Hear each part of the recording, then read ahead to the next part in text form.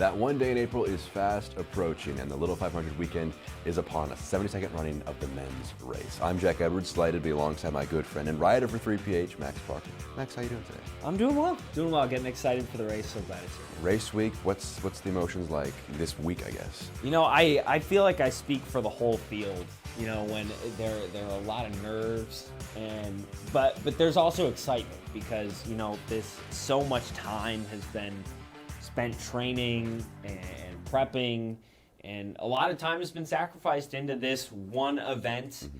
And it literally is, I mean, it's cliche, but it literally is one day in April that a whole year, and sometimes for seniors that are riding, 4 years of training and everything leads up to this. So, I mean, there's just a lot of buzz and excitement. Definitely. And I think with just, you know, you mentioned the build up to this, the spring. How has it been for you, the field in general? Yeah, I mean, it's similar experiences, just track time. Mm-hmm. You know, it starts, and last year was my first year, and it was a similar experience this year. You know, when the track opens in February, February. It's cold, but you just got to get out there and start riding. It's always great to be on the track, and you know, as it kind of drags on, there's a point where you're like, all right, I'm ready for the race to be here. I'm all set with the riding around the track, just kind of training for it, and then it's ready for the race to be here. So I think everyone's kind of feeling ready to just jump on and get ready for it. How much does the prep and the workouts change this week? Are you scaling down a bit? Is it kind of the same? Absolutely, yeah. And I mean, different teams have different strategies. Of course. So vastly different. Different coaches have different ideas and everything. Us as a team, it's kind of, we're done with the hard workouts. It's more so just doing hour-long rides or so that just keep the legs spinning and everything. And then today, like, we actually have off, and then we'll do kind of something to open up the legs the day before, and then race days. Makes sense. So you're as close as one can get. You're alongside all these teams, talking to them. Mm-hmm. For viewers at home, what should be the teams they're looking for as the most likely contenders to potentially take home the Little 500? I mean, I just think the performances, two teams really stand out, Cutters and Sigap. Mm-hmm. I think those are just teams that have separated themselves. They were the last two teams in Team Pursuit. They had fantastic performers in ITTs. You know, those are the two teams I would circle, and I would imagine a lot of other teams have circled in terms of if this team starts to make a move at the front, we got to watch them. If they start to go for a burn, we got to mark them. You know, some of those top teams are doing that. Another team that I do look at, though, is ASIG. You know, I think they're a team that kind of, they were around like the mid-10, early teens for quals. And I think they're a team that's got, Connor Berry's a stellar rider. And they've got a young guy as well who can really keep up with some of those top guys as well. So I think they're a dark horse. Yeah. They would be my dark horse pick. And in terms of, it was a big factor these last two races, real dry races with the track being real sandy. Yeah.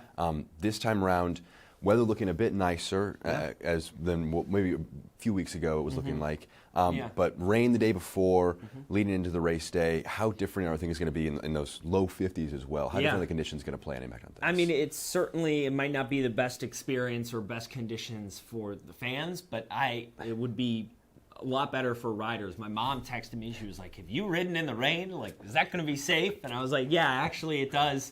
It packs down the track. And it makes it less slippery, you know, with the cinders, and just everything can get very loose if it's dry, and then everything gets kicked up. It's all dusty. Everyone's coughing, you know, and so having the track packed down can really help. And then it's always nice when it's not, you know, 80 degrees, and you're sweating and dying for water. Yes. And so, I mean, that will definitely help make it a little more pleasant. And in terms of just those first few moments of the race, you mentioned it packed down, potentially a bit safer, which you'd love to see.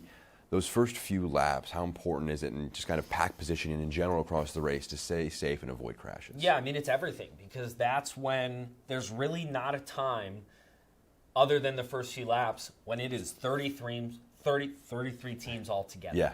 You know, because teams are going to attack, teams are going to burn, other teams towards the back are going to get dropped. And so that is the beginning of the race is the most dicey part of the race because everyone's together. It's the time when the most riders are going to be there.